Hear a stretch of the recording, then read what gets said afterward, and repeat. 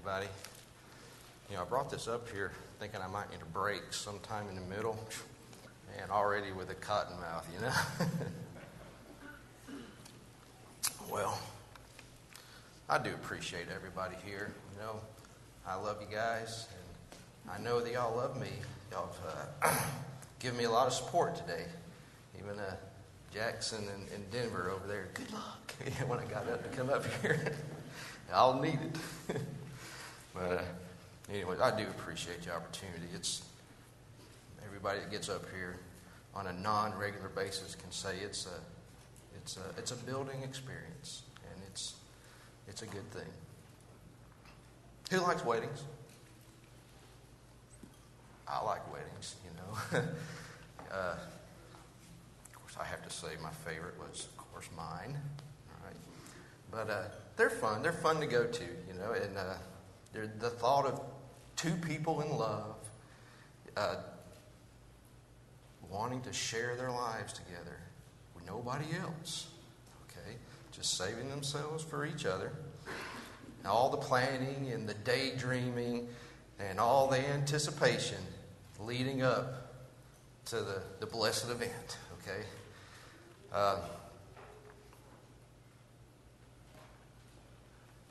It's really a really happy occasion, emotional.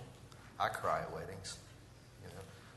I might not make it through this without shedding a tear, but I cry at people's weddings I don't even go to. I don't know. Okay, there's just something about it that's just heartwarming. Anyways, so what I've always done, though, when I read scriptures in the Bible that pertain to things about weddings, like either ceremonies or the bride or the groom, or anything that would relate to a wedding, I've always tried to relate it to weddings I've been to, weddings I know. Maybe y'all do the same thing. So then, we come across scriptures like, first of all, let's agree on what we consider a wedding, okay? So we got the guests show up, then the groom, he makes an appearance at some point, and then the bride shows up.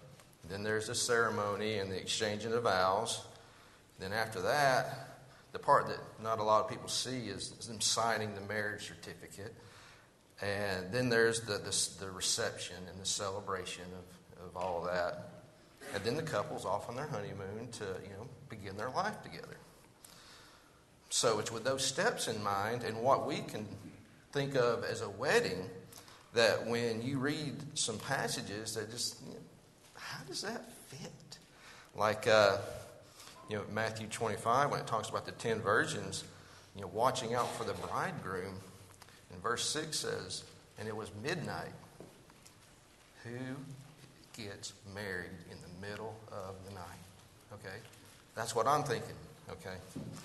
And then John 2:3, when they ran out, you remember when they ran out of wine at the wedding and Jesus turned water into wine?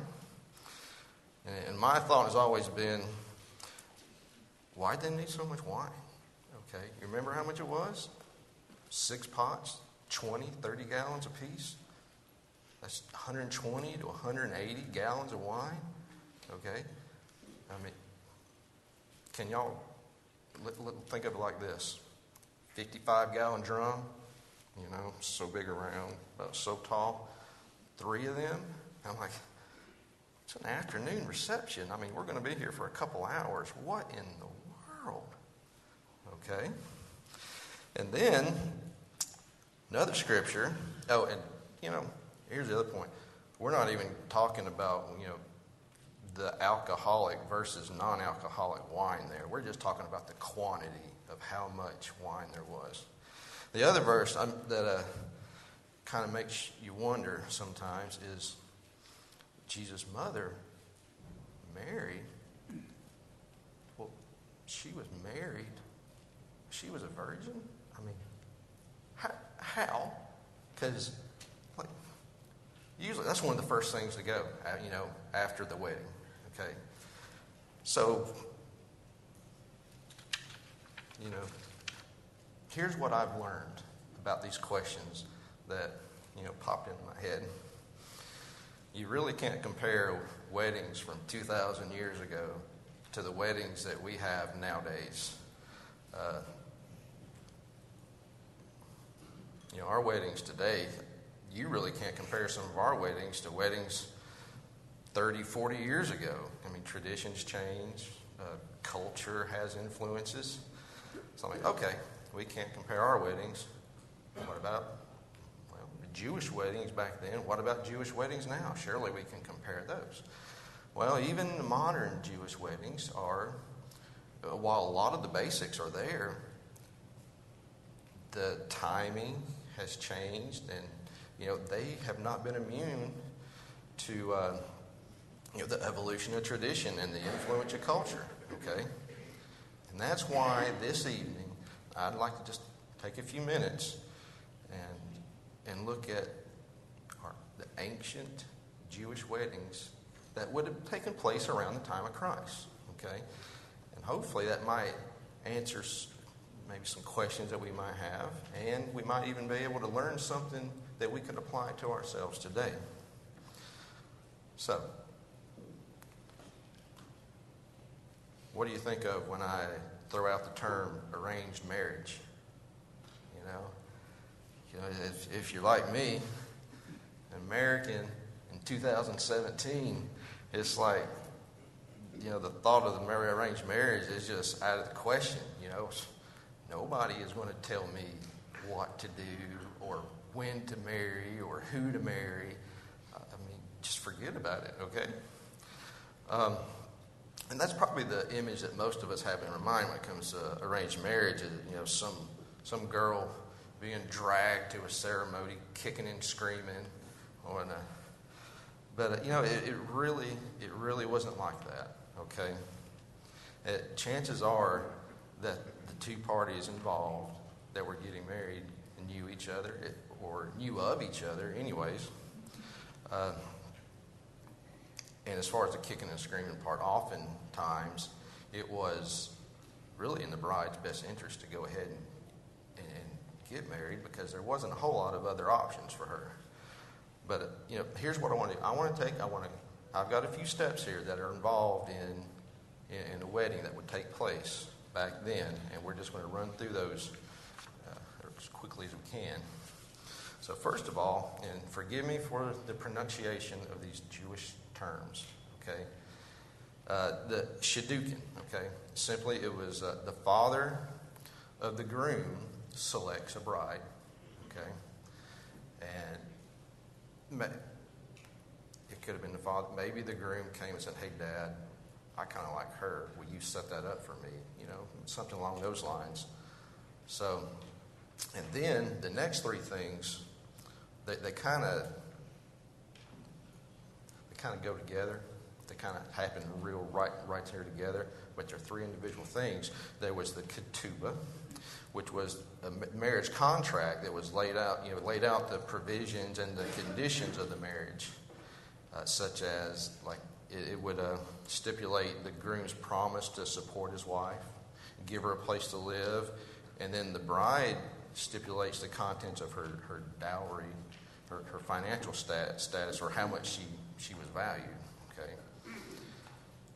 This is kind of goes along with the mohar, which was the bridal payment, and it was the price paid by the groom's family to the bride's family that was agreed upon, in the ketubah, in the contract.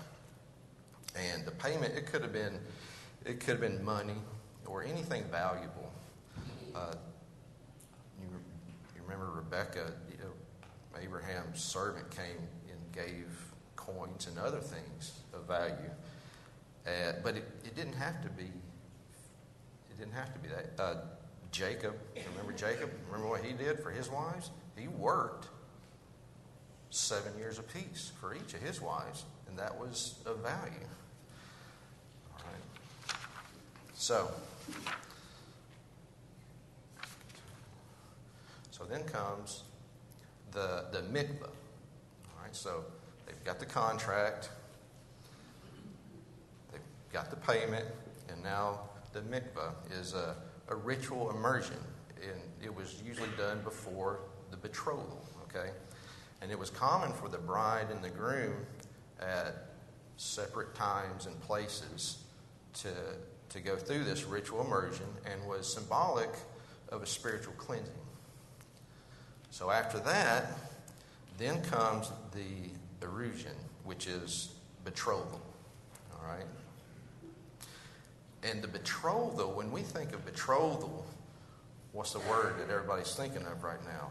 Engagement, okay? It wasn't like our engagement. Our engagements, you know, you ask somebody to marry you, you rock along for 4 or 5 months before y'all get married. You're like, you know, I don't think I want to do this anymore. You know, you get mad at each other, whatever, break it off. You know, that's it. You know, maybe some hurt feelings, but you can go your separate way. Not a big deal. But the Jewish betrothal was a lot different. It started out, there was a small ceremony. You know, remember, we're still right here with the ketubah and the mikvah and the mohar. And this is when they would exchange something of value. They would be like coins or rings. And then they would share a cup of wine, and that would seal the betrothal vows. That would seal the whole thing, the contract. Okay, the ketubah, when they drank the wine, it was a done deal. They were considered married right then. Now, they didn't live together, okay, they were married, but they lived apart. Until what they did is the groom would go back and he would take care of his part of the ketubah, the contract, and he'd be working on that. And this period would last about a year.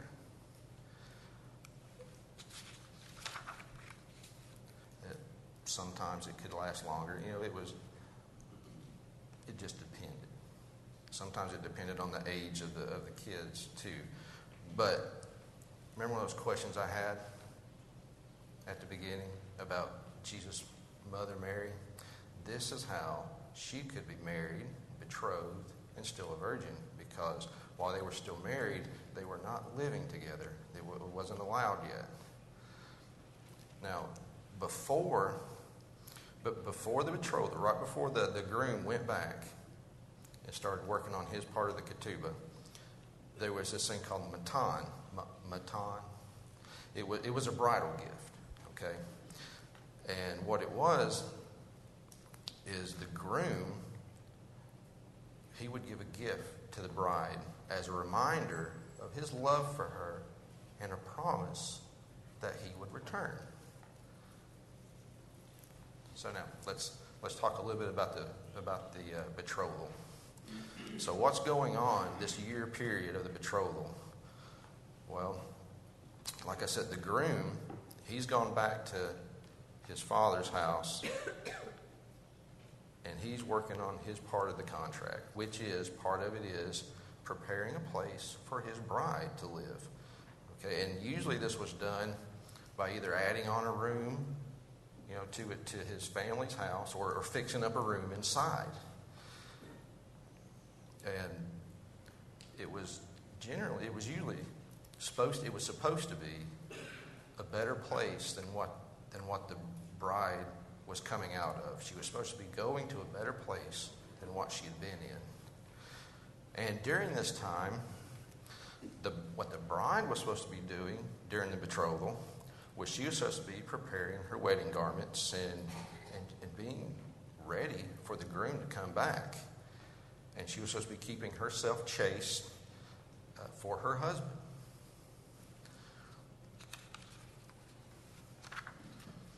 Well, so a year goes by, or about a year. And then we get to the next step, and it's a Nisuin. I told you I was going to butcher the names, okay? This is the coming for the bride. And this, they'll come for the bride and the wedding ceremony. At this, you remember they had a little ceremony before, right before the betrothal. But this one would be for their friends and all their friends and family and the public. Okay. Now here's the thing about the groom coming back for his bride. No one knew exactly when the betrothal would end. It was up to the groom's father to decide when everything was ready and fulfilled in the contract, and when he was going to be ready to put on this, the celebration for everybody. And he was the one that would tell his son, okay, it's ready. You can go get her. So it's been somewhere around a year, and like I said, they knew the time was close, and they knew to be looking out for the groom's coming. I was given an example last week that we could kind of relate to this. Had to put the kids on the bus one morning to get them to school. And I'm like, okay, we know about when it's coming down the street. Y'all be ready. So they went in and they got ready, and while they were ready, but they were doing this other stuff. But in the meantime, Brenda and I were standing at the door. We were helping them watch out, for the bus coming down the street. And I'm like, oh, I think I hear it. Oh, there it is. Hey, y'all, come on. The bus is here. Y'all got to go. But they were ready, and they were ready to go. And so if you'll think about the parable of the 10 virgins that were helping the bride watch out for the coming of the groom, and if you think about that and the fact that you never knew when the father was going to say, okay, go get your bride. That explains, and while it is a parable, it was in the middle of the night. You just never know when they're going to come. So that's why 12 o'clock. So as the groom was coming to get his wife, it was customary for one of the groom's party to go ahead, run ahead of everybody, announcing that the groom was coming, and blowing the shofar, or the ram's horn. Okay, and so when they heard the guy running down the street yelling, the groom's coming, and blowing his horn, everybody, when we see a car, driving along with stuff hanging off of it, and like, oh, they just got married. Everybody knew what was happening when they heard this horn and heard the guy yelling. So when the trumpet was heard, the wedding party, they had all come out into the street, and they would march back to the groom's father's house, where they would have the other more public ceremony and the celebration. Now, this would end the betrothal, all right? And this is when their lives together would begin as, living together. And it would also begin, how long do we spend at a reception? That's the word. We watch a couple get married, and, oh, there's a reception over here. Okay. If you don't care, you show up and you leave, all right? If you're a friend, you may stick around 45 minutes or an hour. After that, everybody's pretty much leaving, okay? By the end of the night, it's all over and done. Their wedding celebrations lasted up to a week, okay? So, why the need for 3 drums of wine? It was a long party, okay? Well, those are the steps of ancient Jewish wedding. And I think I cleared up those questions that I had, okay? If you've ever thought about that, I hope it cleared it up for you. I hope I didn't muddy any waters for anybody.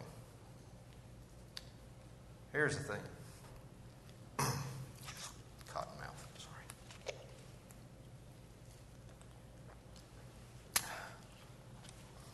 You think it's coincidence that through the New Testament there's a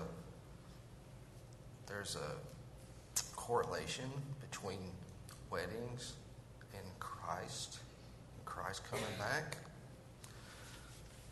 All those steps that we just went through, every one of them can be applied to our relationship with Jesus. So let's run back through them real quick. The first one, okay, the Shadukin, where the Father arranges the wedding. So the Heavenly Father has arranged the marriage for His Son, and He selected a bride. Ephesians 1:4 says, just as He chose us in Him before the foundation of the world, that we should be holy and without blame before Him in love. So we were chosen. We've had God to set up a marriage. And the ketubah, remember the marriage contract? So our marriage contract is the new covenant, the forgiveness of sins. And then the groom will provide a place for us. And our part is like we'll be his and we will serve him. And the mohar, remember, all right, the mohar and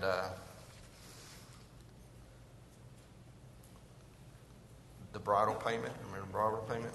So remember the bridal payment kind of coincided a little with the dowry, what the bride's family considered her to be worth. The mohar, in the spiritual side of this, Christ just don't worry about what you think you're worth, because I know how much you're worth, and it's more than we ever. It's a value more than we ever would have put on ourselves, and He showed us how much He loves us and wants us by giving His life as payment. So 1 Peter 1:18-19, knowing that you were not redeemed with corruptible things like silver or gold from your aimless conduct received by tradition from your fathers, but with the precious blood of Christ. So the bridal price for us is Christ's life and His blood. That's what He was willing to pay so that the church would be His bride. And the next step was the mikvah. Remember the ritual immersion? Well, Jesus, at separate times, separate places, Jesus was baptized by John in Matthew 3, and then we are baptized when we enter into the marriage relationship between Christ and the church, which is the bride of Christ. Ephesians 5:25-27. Husbands, love your wife, just as Christ also loved the church and gave Himself for her, that He might sanctify and cleanse her with the washing of water by the word, that He might present her to Himself a glorious church, not having spot or wrinkle or any such thing, but that she would be holy and without blemish. Now, there's a word in here that is going to be familiar to us because we've heard it a lot. Sanctification. But it should be a little more familiar to us because Terry just did a lesson on it not too long ago and made it so clear about what sanctification meant. It's like you took something and you set it, you took it from here, you put it here, and that's all it was for. Okay? And in this case, you're sanctified and you're married to Christ and cannot belong to anyone else. So after the mikvah, then it was the betrothal. Okay? And this is important to us because if you have been baptized and if you are a member of the church, if you are part of the bride of Christ, then this is where we're at now.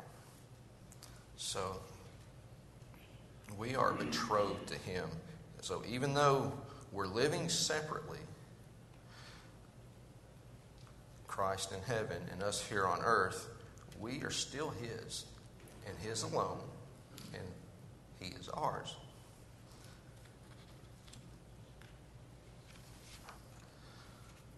And then, did I mention the montan before? I think I did. The groom's gift to the bride. That's right.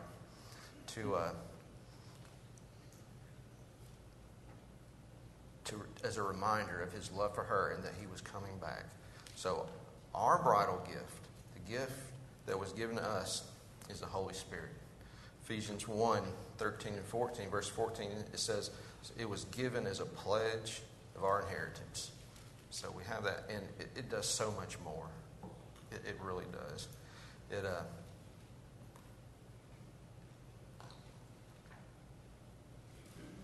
That's a lesson all on its own. You know, I can't even go down that road right now. All right. So there was the montan. Then comes back to the betrothal. So what is going on during the time of our betrothal to Christ? Well, the groom, Christ has gone back to his Father's house, just like the groom that we talked about before, and he's preparing a place for his bride. John 14, 2 and 3, in my Father's house are many mansions. If it were not so, I would have told you. I go to prepare a place for you, and if I go and prepare a place for you, I will come back again and receive you to myself, that where I am, you may be also. And what's the bride's responsibility in this betrothal period? Again, we've been sanctified. We've been set apart to Christ, and we're supposed to be keeping ourselves spiritually pure for when and ready for when he comes back. 1 Corinthians 6:20, you were bought at a price, therefore glorify God in your body and in your spirit, which are God's. And then after the betrothal, you have the Nisun, which was the coming of the bride. And again, just like before, we don't know when the bridegroom will come. And remember why? Because it's not up to him, it's up to his Father. Mark 13, verse 32, but of that day and hour no one knows, not even the angels in heaven, nor the Son, but only the Father. In 2 Peter 3, it says that he'll come like a thief in the night. You just don't know when. And then you remember the parable of the 10 virgins again in Matthew 25. And again, this parable stresses the point and the importance of being ready to go whenever the bridegroom comes, because we just don't know when it's going to be.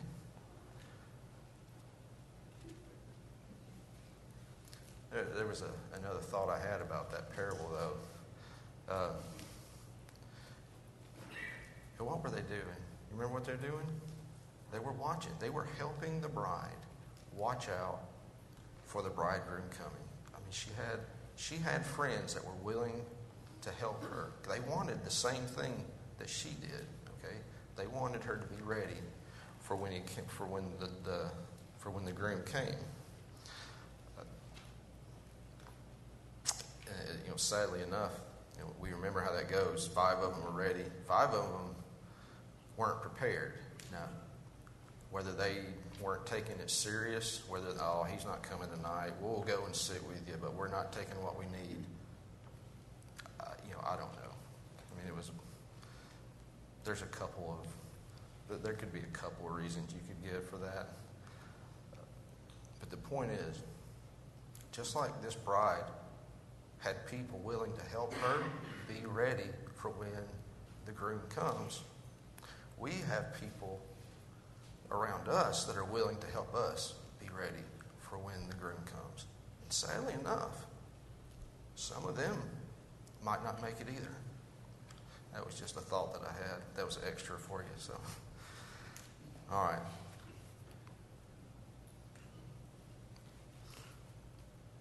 So when the bridegroom does come, when the father says, okay, it's ready, and you can go get her. Again, just like before, everybody's going to know what's going on. 1 Thessalonians 4:16-18. For the Lord himself will descend from heaven with a shout, with the voice of an archangel, and with the trumpet of God. And then Matthew 24:31. And he will send his angels with a great sound of a trumpet, and they will gather together his elect from the four winds, from one end of heaven to the other. So it's going to be one of those things. There's no question about what it's going to be when we hear it. And then, after that, then we'll return with a groom to the Father's house, where there will be much celebration. Because now, the betrothal's over. Now is when the bride and groom begin their lives together. So, how'd I do on time? I did pretty good. That's it. So, let's go back to that, so would you consider? I know when I mentioned the arranged marriage before, maybe some of y'all had that same thought that I did. Not me. What about now, though? Would you consider it now? Because there's a marriage that's been arranged for us. To a groom like none other.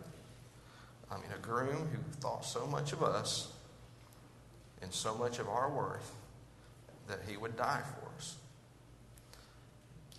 A groom that's waiting to come back. He wants to be with us. Okay?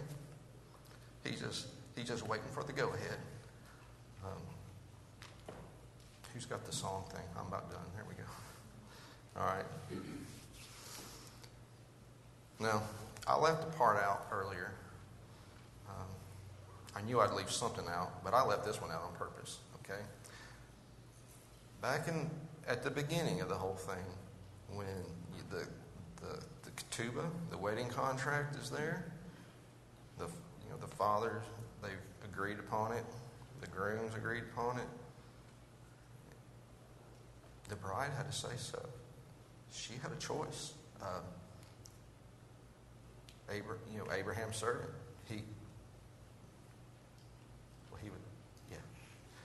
Abraham's servant and Rebekah's family. They asked her, "Will you go with him?" And she said yes. We have the choice. The marriage is there. It's proposed to us.